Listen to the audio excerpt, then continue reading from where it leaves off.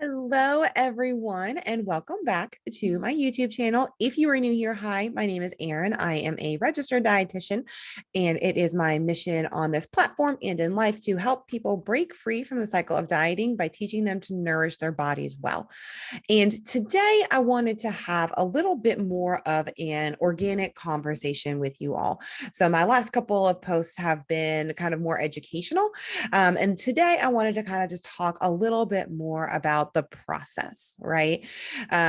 So, one of the things I see very often in my clients and in anyone who really is working towards a goal is that they often give up on themselves, right? So we tend to start off super motivated. This is very, very common in the beginning of the year, but also, other times in the year. But a lot of times it is currently March as I am recording this, so we start off really strong with lots of motivation, new year, new me, all of that good fun stuff in the beginning of the year, and then kind of by March some of that motivation is just starting to wane, right? We maybe have given up on some of those resolutions or goals that we have set for ourselves throughout or before the beginning of the year, and we have potentially kind of disappointed ourselves, right? We have, set out with those goals and either given up on them completely or we feel like we have failed them. And I wanted to offer you some perspective on that today from someone who does a lot of counseling and works with a lot of patients towards a lot of different healthcare goals. So I think when people hear the word dietitian, they tend to very often think of diets and weight loss, which is very much a part of what I do, even though I am very much against diet culture. And I actually consider myself an anti-diet dietitian, which means that I don't prescribe any particular diets with names. To me, the word diet means what you eat in a day, right? So while I do prescribe a diet, it is a unique diet to you. It is not a generic diet. It is not something that is a fad diet. And it is not something, in many cases, that's intended for just weight loss. It's usually intended to improve your overall health. But anyway, so dietitians do certainly help people with weight loss, or at least I do. But other things that I do is I also help people with lots of other health conditions. So that can be things like digestive disorders. So that's a very common one that I see. I myself personally have Crohn's disease. So I have a little bit of experience from a personal end. And that actually was a big part of why I became a dietitian, was because I wanted to help other people like me. So things like Crohn's disease, IBS, ulcerative colitis, if you've had some type of bowel or gastric surgery, those types of things, anything that's causing you GI disturbance, usually nutrition is a factor. I also help lots of patients with diabetes or pre-diabetes, also kind of compounding hormonal conditions. So particularly in women, PCOS, also thyroid disorders. And I also help people with things like cardiovascular disease, high blood pressure, high cholesterol, things of that nature.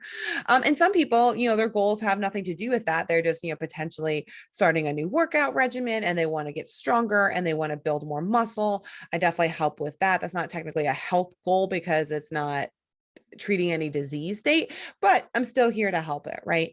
And I think kind of no matter what you have set your goals to be for 2022, and I'm actually going to kind of give you a minute, kind of pause this or get out like a notepad and kind of just, scribble some notes down, or potentially go back to an old journal or wherever you had written down and kind of just, think back for a second on what your goals were or what your resolutions were in 2022.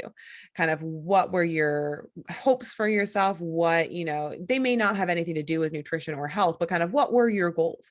Did you want to become more financially stable? Did you want to increase your spiritual practice? Did you want to improve your mental health or your physical health in some way? Did you have a trip that you wanted to take? Did you have, a relationship that you wanted to pursue or a place that you wanted that relationship to be? Anything like that, kind of whatever your goal was, reflect back on it. And if you had more than one, that's okay, but just kind of bring one to the forefront of your mind. And I'm going to kind of walk you through some perspective. So, when we are trying to achieve our goals, it is very common for us to feel like we have failed those goals if we are not putting in 100% effort. And I don't know why that is. It is very, very common. I think a lot of it has to do with our capitalistic patriarchal society. But that is a whole other can of worms for a different day. But I think that that has a lot to do with it. And if you think back to even, we all went through grade school, middle school, likely high school, maybe even some college. We were graded most likely on a scale of 1 to 100, right? And for most of us, while we may not have gotten all the way to 100% all the time, the goal was to be, well above 70, right? Like that was kind of everyone's goal. And if you're someone like me, who's kind of like this high achiever, perfectionist type, the goal was to be at 100% or at least very close to it, between 90 and 100%. But even if you think of someone who is like a B or a C student, that's considered average, but that's still an average of 70 or above, right? So it's still very high on that spectrum when you consider 0 to 100. So my question now, kind of looking back on that, well, the goal was really from 70 to 100. So what in the hell was the point of 0 to 70? Right? It just seems like that was a complete wash. And if it was anything below that, it was deemed failure, right? So I think that if you think about that, it probably has a little bit of something to do with, why you have internalized this idea that if you're going to be successful in whatever you're trying to do, it needs to be at a pretty high level. It needs to be pretty close to that 100% in order to be quote unquote worthwhile, if that makes sense.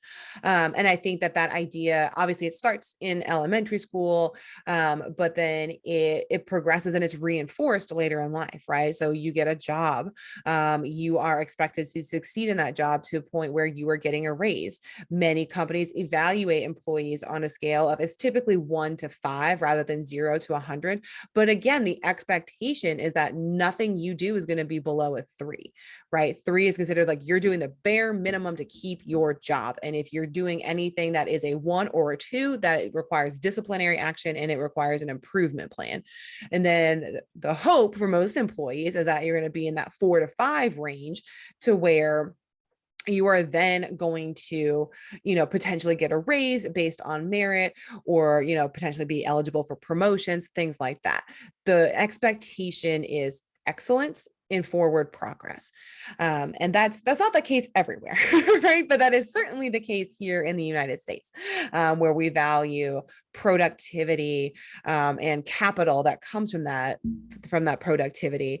Whereas in other countries, other things are considered more important. There are things like family balance and mental health practices or spiritual practices that are potentially far more important than productivity and far more important than amassing capital or money. So I want to be clear that that is a very American and really a very Western, but definitely a very American viewpoint. However, if you're listening to this or watching this video, this likely resonates with you, right? And you likely you grew up in a Western kind of capitalized world, and likely all of those experiences apply to you. If they don't, well, then I would love to hear what your experience was, because I would love to hear how it was different than mine. But what I hear a lot in my patients is this, it's echoing of that same trend, right? That like, it's gotta be above that 70% threshold to even be worthwhile. And if it's not, it is deemed failure. And I want to kind of put that in perspective for a second. So when we think about improvement and when we think about goals, a lot of times, and this is particularly true with weight loss, but it's definitely true with other goals too, a lot of times for us to get to a certain goal. So I'm going to use weight loss as an example, but again, plug in whatever your resolution for 2022 or whatever your goal for 2022 was. So if, let's say, you wanted to lose 30 pounds by the end of the year, one, you may have not realized that 30 pounds in a year is actually a pretty realistic goal. You may have thought that something like 100 pounds in a year is a realistic goal. And while there are situations where surgeries and medications and things like that, you certainly can. If you were just doing, diet and exercise alone, losing 100 pounds in a year is a bit of a stretch. 30 to 50 is much more realistic for most people. But anyway, let's say you had a realistic goal and your goal was to lose 30 pounds. Well, that's still going to take you all of 365 days or 52 whole weeks or 12 long months to do. That's a long time. Okay. And with weight loss in particular, but I feel like it really applies to anything. There's going to be ups and downs, right? And in terms of weight loss, I can talk you through the science of why that is, right? There's lots of reasons why your metabolism changes as you lose weight because your body, frankly, is not designed to lose weight. That said, with other goals, there's going to be setbacks too, right? Like let's say your goal is to increase your muscle mass or to be able to, I don't know, bench press a certain amount of weight. Well, let's say you're doing really well in your progressions. Your muscles, again, your muscles are going to adapt the same way your metabolism does. Or let's say, for example, you get sick one week, right? Or you get COVID or something terrible, and you're not able to work out at the same intensity. That's going to be a bit of a setback. You're not going to progress as fast as you were previously. And all of that is normal, but we don't tell ourselves that it's normal. So where I think this becomes problematic isn't so much in the effort of the high achieving and not so much in the want to achieve that kind of 70% or better. I think where it becomes problematic is where we start to view 50% or lower as inferior or as failure. Because the reality is it's not. When you look at it pragmatically, if you are doing something 50% of the time, that is still most of the time. I guess technically 51% is most of the time, but you get my point. 50% of the time is most of the time. And any behavior change that you are trying to create, whether it is, trying to eat differently, exercise differently or more, spend less money or save more money, trying to think, exercise more often, anything like that, whatever the behavior change is that you are trying for, in order to do it consistently, you're actually better off aiming to do it 50% of the time. And then when 50% of the time feels comfortable, you may want to bump up to that range of 70 to 100%. So again, I'm going to use weight loss as an example. Let's say in order to lose weight, because weight loss is not a behavior, weight loss is the result sometimes of certain behaviors. So let's say you decided, okay, I want to lose 30 pounds by the end of the year. And to do that, I am going to eat out less often, or I'm going to eat less fast food, for example. And again, I want to be very explicitly clear that there is nothing wrong with eating fast food. And there is nothing wrong with, even if weight loss is your goal, even if eating less fast food is your goal, you can still have it on occasion. But let's just say for you, the individual, and I think that's why, setting goals is so personal and individualized, that it's really important to make sure, because for someone who doesn't eat fast food very often, then like not eating fast food doesn't make any sense, right? But let's say we have an individual who eats fast food 3 times a week for lunch, and they say, okay, you know what? I feel like I'm not getting good nutrition with that. I feel like I'm getting probably some excess calories, and my goal is really weight loss this year. So ultimately, I want to cut back on how much fast food I'm eating. Well, let's say you go gung ho, January 1st, you're like, I'm not eating fast food anymore. And you don't eat fast food for the entire month of January. And you feel better and you have more energy and you have lost some weight and you're like, this is great. But then you have to travel for a work trip. Okay, beginning of February, let's just say, and you're traveling to some remote area where fast food is all that's available. Well, you're going to eat the fast food because it's there. But now, because you've been conditioned that it is either 100% or bust, that you have blown all of your progress, right? So like, let's say you're traveling for a couple of days, you do eat a heavy amount of fast food. During those couple of days, you gain a couple of the pounds that you lost back. And now you feel like a complete failure, right? The problem isn't the behavior. The problem isn't that you ate fast food. The problem is that you think that in doing that, that you think that in eating fast food, regardless of the circumstances, that you have now failed. And the inner dialogue becomes, well, then maybe that just isn't something that I can do. maybe I just can't do this, or I have blown it to the point where it doesn't matter. It was really hard for me to stay away from it in January. So maybe I just need to give it up. It's just too hard, right?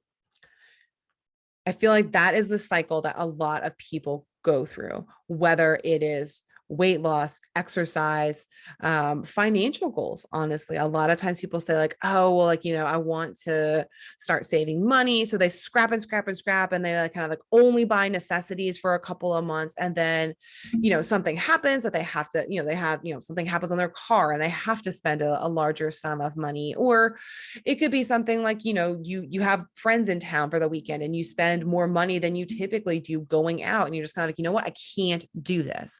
I ate out, I went shopping, I spent so much money, and all of that hard work that I did a couple of months before, well, now it's been blown because I went through all of that money. And it's just kind of, it's, I'm never going to save this money. Why should I keep trying towards this goal? Right. I feel like that's the cycle a lot of us go through. And again, the issue is not that you spent the money. The issue is that you think that in spending the money, you will never be able to save it rather again. Right. So, we tell ourselves that it's either 100% or bust. And then once we failed, we convince ourselves that we can't do it. And then we give up, right? And then once you've given up for a certain amount of time, whatever your original goal kind of becomes important to you again. And then you try it again. If it's weight loss, maybe you try a different diet. If it's exercise, maybe you try a different trainer or a different gym, or, or a different exercise schedule, what have you. But at the end of the day, the issue isn't that honestly, it's not that we failed, so to speak, or it's not that we had a setback, because that's really what it is. It's just a setback. It's not failure. But the issue also isn't that we gave up on it, right? The issue is that we're convinced that we can't do better. And I think the reason why we are convinced that we can't do better goes back to the fact that it is 100% or bust for most of us, right? Like if I feel like we can't do it 100% of the time, then that's not good enough. So why try? Right. So I wanted to just offer a little bit of perspective today, because I think that that is something that, I certainly see it in my clients, for my practice, but I think it also applies to a lot of other places in life. And what I tell my clients, regardless of what their goal is that my expectation is for you to hit your goal at least at first 50% of the time. That's usually my goal. So let's go back to our fast food example, right? If you normally eat fast food 3 days per week, my goal for you would be for you to cut back to eating it once or twice per week. And you can kind of split the difference there, right? Because 3 is an odd number, but you get the idea, right? My goal is that you're going to probably still eat fast food at least once per week, but you're also going to stop eating fast food once per week when you normally would, right? So that's really the goal, right? The goal isn't so much to stop eating fast food. The goal is to cut back and cut it back to once or twice. And sometimes we will be that explicit in our conversations, be like, okay, normal right now you're eating, fast food 3 days a week, or maybe you're drinking, I don't know, 7 sodas a day, or you're eating breakfast only one morning a week, or whatever the case may be, whatever it is that your goal, you're working out only once per week and you want to work out 5 days per week. Well, we're going to take steps to get there. We're going to take gradual steps. So if your goal is to cut back on fast food, well, if you normally eat it 3 days per week, your goal for the next week is to only eat it twice. And then your goal the week after that, or 2 weeks after that, is to only eat it once. And then you eventually, yes, your goal will be to stop eating it every day or every week, but it's still going to happen intermittently, and you have to be okay with that, because the reality is nothing is ever 100%, right? It's just not. Uh, excuse me. So I think kind of offering that bit of perspective that the goal really should be 50%. And even at that, right? Sometimes we'll set that goal, right? We'll set the goal of, okay, let's try to eat out 50% less. Maybe that doesn't happen. right? Maybe you come back to me a week or two later and you're like, you know what? Not much changed. Well, then my answer to you isn't that, oh my gosh, you failed. Why can't you do this? Right? My answer to you is, okay, well, do we need to readjust the goal? Right? So when it comes to eating habits in particular, but certainly applies to many other habits in life, there is a reason why you have fallen into the habits that you have. And it's not that you're a failure. It's not that you're lazy, and it's not that you are a worthless human. There's a reason. A lot of times it has to do with scheduling. Sometimes it has to do with work. Sometimes it has to do with family. But there's a reason. There's a reason why you eat in the patterns that you do. And there's reasons why you do all of the other things in patterns that you do. So if you are not able to meet a goal that we set together at 50%, well, then my question is, okay, why not? What got in the way? And if there are things, so let's say what got in the way is your kids, right? Like, let's say you were running back and forth to soccer practice or something like that. And, the only time you had either, the only thing you had available to you and the only time you had to get food in your mouth was fast food. Well, okay. That's likely something that we cannot change. So maybe instead of changing you, what we need to change is the goal, right?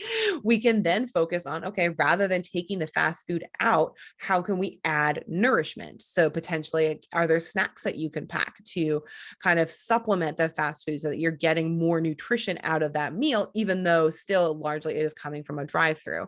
Are there ways that we can plan for success earlier in the day where maybe, the kids' schedules aren't such an issue? So that way, you're getting kind of the bulk of your nutritional needs met before dinner time even rolls around. And then, yes, you're going through a drive-through, you're going to have a meal, but you're not so worried about making sure that it's nutritionally dense. Right. So that's one way we can go about it.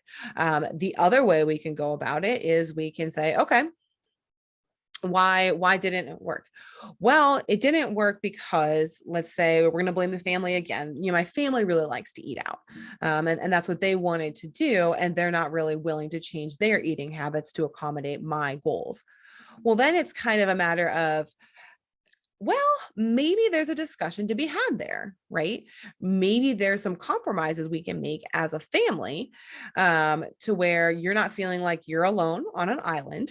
You're not having to prepare a totally separate meal only for yourself or eat with your family, right? Maybe there's a compromise that everybody can get on board of, well, let's make it a goal as a family to only eat out 2 or 3 times per week. So again, we can adjust the goal and we can change the goal, but ultimately the goal is to only achieve the goal 50% of the time. So 50% is the goal. At least that's the goal I set for most of my clients. There, depending on your field, depending on what you're ultimately working towards. I know in fitness, for example, so like if you were trying to increase the amount of weight that you can lift, we obviously don't want to increase by 50% each time, right? You would be buried in dumbbells if that were the case.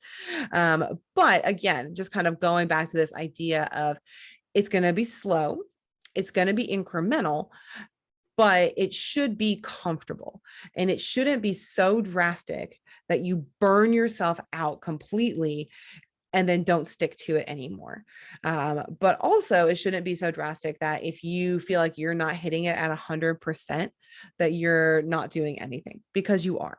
So that is my perspective. If you want more information on kind of how to build healthy habits, certainly continue to watch my content. But one of my favorite books, that kind of is where I got some of this information from, is Atomic Habits. It's written by James Clear. It's a great read. It looks like a thick book, but honestly, it's a pretty fast read. And what I love so much about his perspective is he actually goes lower. His recommendation is to do a 1% improvement each day. So rather than kind of thinking, okay, well, long-term goals in like a week or so at a time, every day you just want to be 1% better than you were the day before.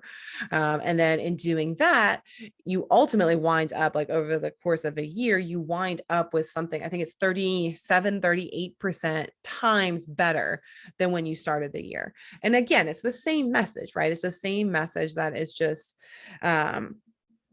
consistency,